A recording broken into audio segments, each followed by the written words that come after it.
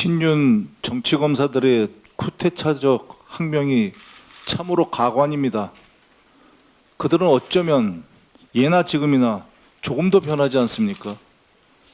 여전히 자신들이 법 위에 서 있다고 착각하고 있습니다.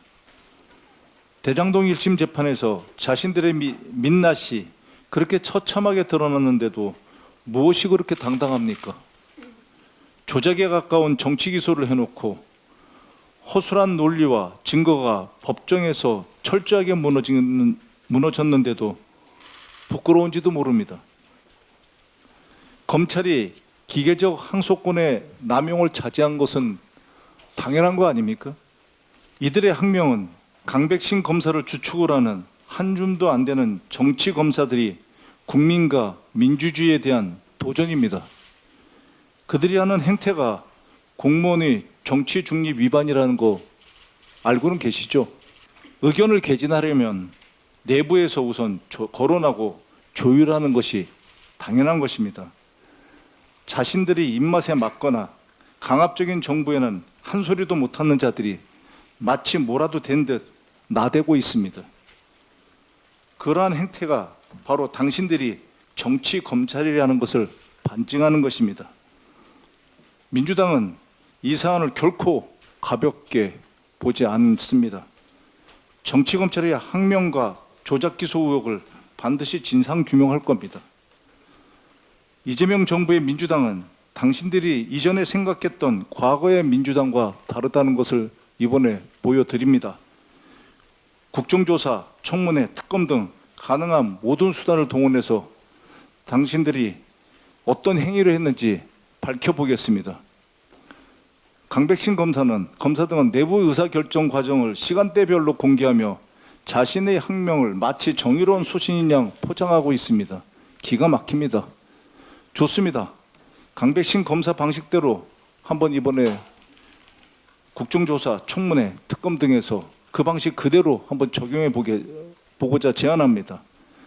대장동과 대북 송금, 검찰 수사의 보고와 의사결정, 지시까지 어떻게 이루어졌는지 모두 확인하고 따져봅시다. 이재명 대통령님에 대한 수사와 영장 청구 등 전 과정에서 윤석열과 친윤 검사들이 어떻게 개입했는지 당신들의 방식대로 한번 철저히 따져보고 밝혀봅시다. 정치 검찰의 저항, 이번에는 철저하게 분쇄할 것입니다. 그리고 이 부분에 대해서는 우리가 그냥 위하며 넘어갈 수 없다 생각합니다. 이런 것은 민주주의와 헌법 그리고 내란 청산에 대한 국민의 명령에 대한 항명이다 이렇게 생각합니다. 이게 거친 저항이라고 생각합니다. 이런 부분에 대해서는 절대 묵과할 수 없다라는 말씀을 다시 한번 드리고 당에서는 단호하게 조치하겠다라는 말씀을 드립니다. 2025년 11월 7일 자정 대한민국이 암흑으로 변했습니다. 정의의 등불이 꺼지고 민주주의는 암흑 속으로 사라졌습니다. 법무부와 대검이 개입해서 대장동 사건의 항소를 막았습니다. 단군 이래 최대 개발 비리 사건에서 일부 무죄가 선고되고 7,800억짜리 개발 비리를 400억짜리로 둔갑시켰는데도 항소를 막았습니다.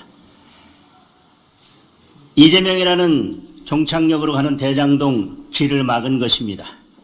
8천억 가까운 대장동 저수지를 물 한 바가지 퍼내고 그대로 덮어버린 것입니다.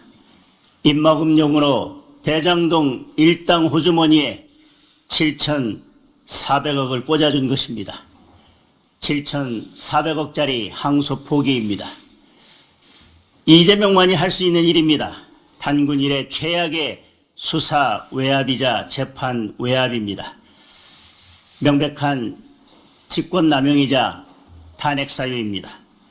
대통령이 지난 10월 30일 국무회의에서 뜬금없이 검찰의 항소를 강하게 비판한 것은 이번 항소 포기를 미리 지시한 것입니다. 그리고 이재명의 아바타인 정성호 법무부 장관이 이번 항소 포기 외압 작전을 직접 지휘한 것입니다. 김병기 원내대표도 동의했으니 국정조사합시다. 그리고 특검합시다. 그리고 그 끝은 탄핵이 될 것입니다.